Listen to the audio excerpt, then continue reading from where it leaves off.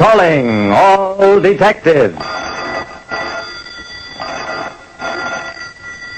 Catching a crook is generally the hard part of a job.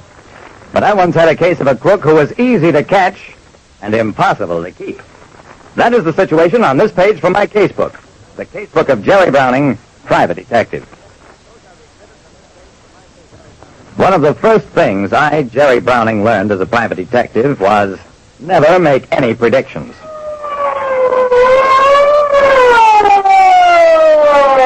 The big police car came to a halt at the edge of a live barricade thrown around the Skylight Club building.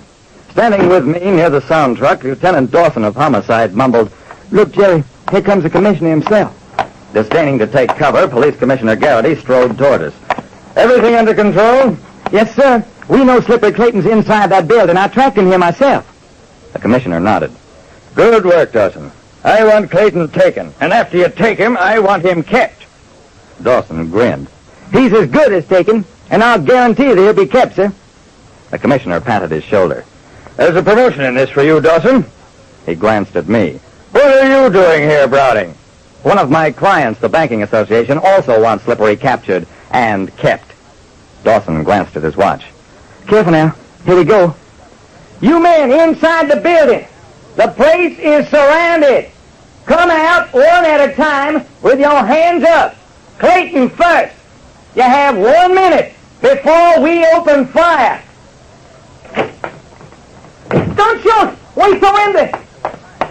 Slippery Clayton came out first, was hustled into one of the waiting police wagons. The rest of the men inside the building let themselves be taken just as readily. 20 minutes later, the entire operation was over without a shot being fired.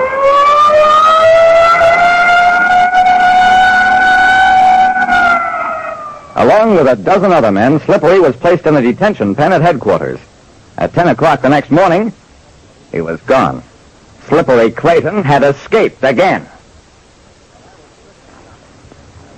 Slippery Clayton, notorious hold-up man, demonstrated how he got his nickname by escaping from the police detention pen.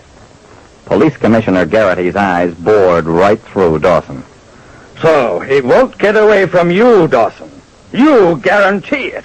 Lieutenant, you recapture that Clayton or I'll have you back walking a beat. And as for you, Browning, stay away from headquarters. I don't like your looks." Neither Dawson or I said a word until the echo of Garrity's footsteps died away. Then, "Jerry, I'm a plucked and cooked goose. I haven't the faintest idea how Slippery got out of that pen or where to start looking for him now." "Any chance of his having bribed one of the guards, Dawson?" He shook his head. "Those men have been with the force for years. Besides, to get out, Clayton had to go through 3 sets of locked doors, 3 sets of guards." "Are you sure he was ever in the pen?" Dawson rolled his eyes. "Are you kidding? I personally took him downstairs, locked the door on him. He had no money, no keys, no tools of any kind. I guarantee that." I looked at him sourly. "Dawson, if I were you, I wouldn't guarantee anything for a while. Come on, let's go downstairs to the pen."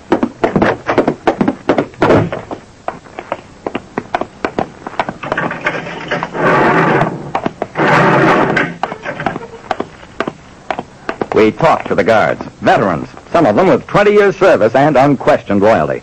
Whatever way Slippery Clayton had escaped, he obviously hadn't done it with the connivance of those guards. "Mr. Browning, our shift came on duty at 8 this morning. We didn't even know Clayton was here. None of us ever saw him before." "In that case, he may even have disappeared sometime during the night." Dawson cut in. "No, he didn't, Jerry. I talked to the head guard on last night's shift. Clayton was still in the pen when that shift went off. He got out somehow between 8 and 10 this morning."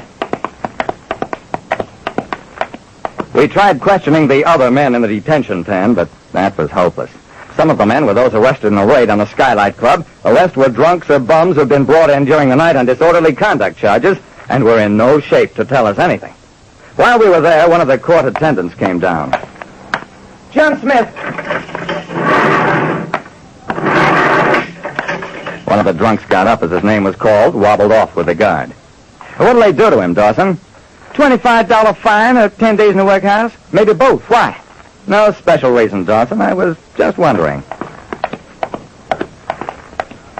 Since there wasn't anything more we could learn down there, we went on back to Dawson's office. "Well, Jerry, looks like I'll be back in uniform soon. Commissioner always means what he says." "We're not licked yet. There's some kind of trick to this disappearance. When we figure out how Clayton escaped, I think it'll give us a clue to where he went.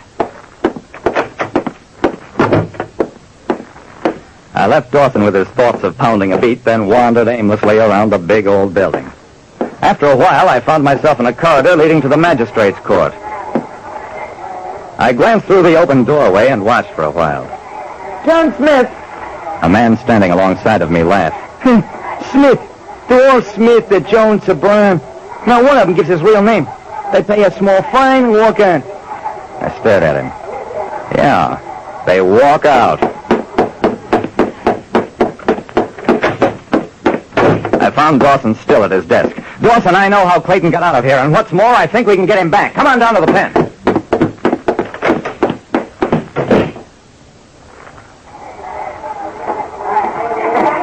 We had the guards take every man out of the pen, identify him with an entry on the police blotter where the names of all prisoners are recorded. Just as I thought.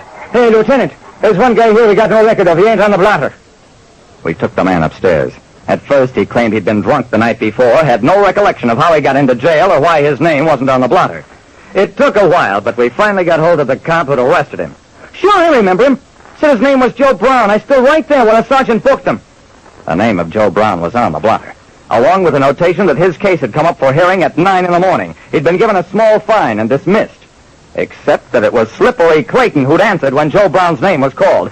Slippery Clayton who'd walked out the front door, while the man who helped him work the stunt remained in the pen as a nameless drunk. If we hadn't caught on to the trick, he intended to start complaining about mid-afternoon, and guards would have assumed he'd been put in the pen without booking just to sleep off his drunk and released him. As it was, You tell us where Clayton went, or I'll guarantee you 20 years for jail delivery. that was one guarantee Dawson didn't have to make good. The hoodlum broke down, told us where Clayton was hiding out, and inside of an hour we had Slippery again. This time in solitary confinement. Dawson didn't get the promotion he'd been promised, but neither did he go back to pounding a beat. Like I said, when it comes to criminals, the only safe prediction is that they'll be caught sooner or later.